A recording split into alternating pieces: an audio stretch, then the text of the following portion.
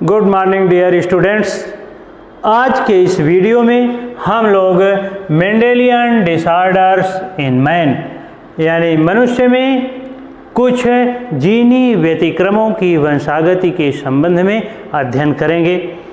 मनुष्य में लैंगिक गुणसूत्रों के जीन्स में उत्परिवर्तन के अतिरिक्त दैहिक गुणसूत्रों अर्थात सोमैटोसोम्स में भी जीनी उत्परिवर्तन के कारण कुछ रोग हो जाते हैं और उन रोगों की वंशागति मेंडेलियन आनुवंशिक सिद्धांतों के आधार पर ही होती है। आज के इस वीडियो में हम लोग एक ऐसे ही आनुवंशिक रोग जिसको एल्बिनिज्म अर्थात रंजकहीनता कहा जाता है उसके संबंध में अध्ययन करेंगे। अन्य स्तनधारियों की भांति मनुष्य में भी त्वचा का रंग, बालों का काला रंग और आँखों की पुतली का रंग एक विशेष प्रकार के रंगा पदार्थ अर्थात मिलेनिन की उपस्थिति के कारण होता है। मिलेनिन की अनुपस्थिति में यानी मिलेनिन नामक रंगा पदार्थ की अनुपस्थिति में त्वचा सफ़ेद सी, बाल सफ़ेद और आँखों की पुतली में रुधिर केशिकाओं की उपस्थिति के कारण आँखों की पुतलियाँ लाल सी दिखाई देती हैं। ऐसे ही आनुवंशिक विकार को एल्बिनिज्म अर्थात रंजकहीनता कहा जाता है। मानव शरीर तथा अन्य स्तनधारियों के शरीर में इस मिलेनिन नामक रंगा पदार्थ का निर्माण एक विशेष प्रकार के एंजाइम्स की उपस्थिति में होता है और उस एंजाइम का नाम है टायरोसिनेज एंजाइम। इस टायरोसिनेज एंजाइम का संश्लेषण शरीर में एक विशेष प्रकार के प्रबल जीन्स जिसको संकेताक्षर ए से प्रदर्शित किया जाता है उसके नियंत्रण में होता है। बीडल और टाटम ने नियम दिया है 1 जीन 1 प्रोटीन 1 कैरेक्टर, अर्थात शरीर में एक जीन के नियंत्रण में एक जैसी प्रोटीन्स बनती है और हर एक प्रोटीन हर एक लक्षण के विकास के लिए उत्तरदायी होती है। इसी तरह से यह शरीर में जो मिलेनिन नामक रंगा पदार्थ बनता है वह टायरोसिनेज नामक एंजाइम के नियंत्रण में बनता है और यह टायरोसिनेज नामक एंजाइम एक प्रबल जीन जिसको संकेताक्षर ए से प्रदर्शित किया जाता है उसके नियंत्रण में बनता है। इसका एलिलिक साथी एक सुप्त जीन अर्थात रिसेसिव जीन्स है जो रंजकहीनता का जीन्स होता है। ऐसे व्यक्ति जिनमें दोनों ही प्रबल जीन्स होते हैं वे सामान्य व्यक्ति कहे जाते हैं, होमोजाइगस कहलाते हैं। परंतु ऐसे व्यक्ति जिनमें एक जीन तो प्रबल होता है जिसके नियंत्रण में मिलेनिन नामक पदार्थ का निर्माण होता है परंतु उसका जो एलिलिक साथी होता है यह एक सुप्त जीन होता है, ऐसे व्यक्ति हेटेरोजाइगस कहलाते हैं इस लक्षण के लिए। परंतु ऐसे व्यक्ति जिसमें दोनों ही सुप्त जीन होते हैं तो उनमें इस टायरोसिनेज नामक एंजाइम का निर्माण नहीं हो पाता है और जब शरीर में टायरोसिनेज नामक एंजाइम का निर्माण नहीं हो पाता है तो उनकी शरीर की कोशिकाओं में मिलेनिन नामक रंगा पदार्थ का निर्माण नहीं हो पाता है। बस इसी कारण ऐसे व्यक्तियों की त्वचा सफ़ेद सी, बाल सफ़ेद और आँखों की पुतली का रंग लाल सा दिखाई देता है, अर्थात उनमें रंजकहीनता प्रदर्शित होती है, एल्बिनिज्म प्रदर्शित होती है। और ऐसे व्यक्ति जिनमें रंजकहीनता पाई जाती है ऐसे व्यक्तियों को एल्बिनो कहा जाता है।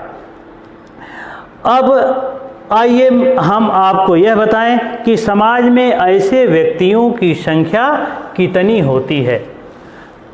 एक मानव आबादी के पर अध्ययन और मानव आबादी पर सर्वे के उपरांत यह पता चला है कि मानव समाज में रंजकहीन व्यक्तियों की संख्या 0.005% होती है।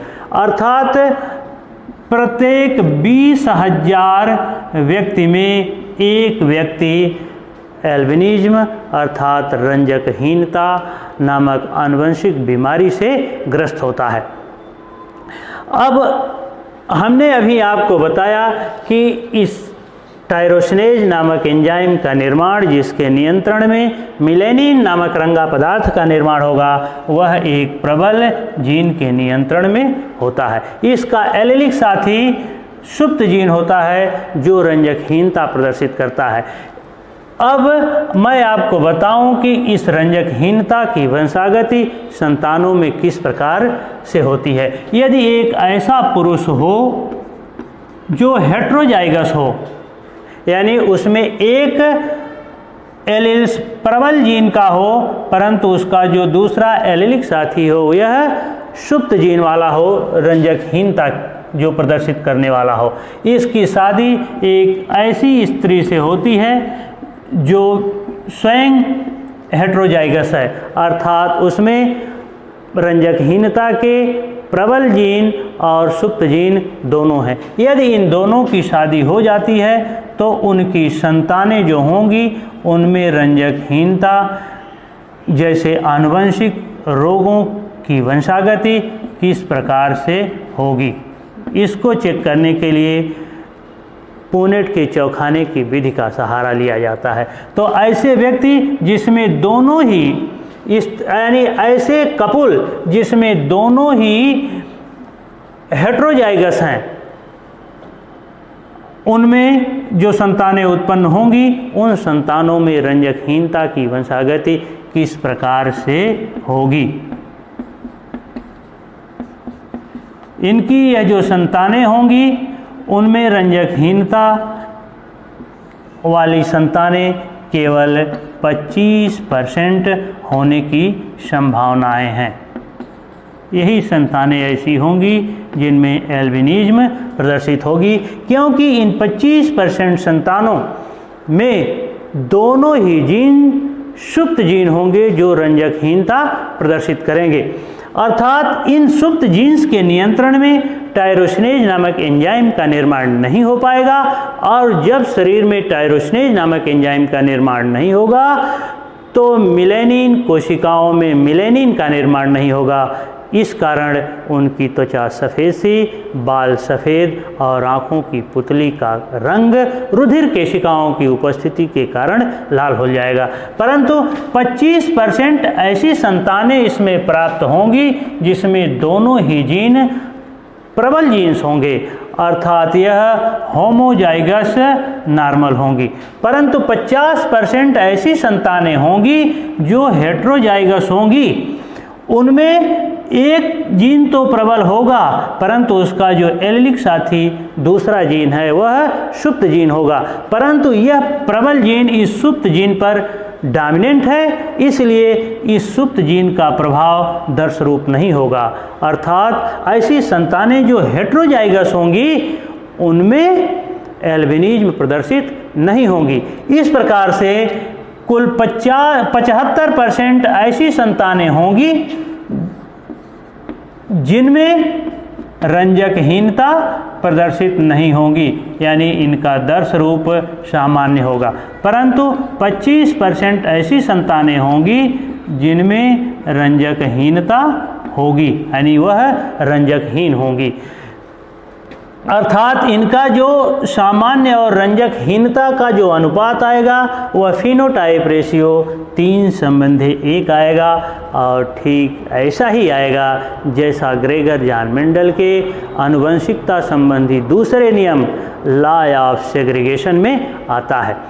परंतु यह जो संतानें उत्पन्न होंगी उनमें अगर जीनोटाइप रेशियो आप देखें तो यह जीनोटाइप रेशियो 1:2:1 1 का आता है, परंतु इनका फिनोटाइप रेशियो 3:1 का आता है। इनकी वंशागति ठीक उसी प्रकार से होगी जैसे कि ग्रेगर जॉन मेंडल के आनुवंशिकता संबंधी नियमों के आधार पर वंशागति होती है।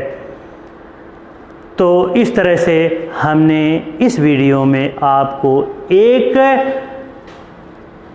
मेंडेलियन डिसऑर्डर्स के संबंध में अर्थात एल्बिनिज्म के बारे में बताया। Thank you.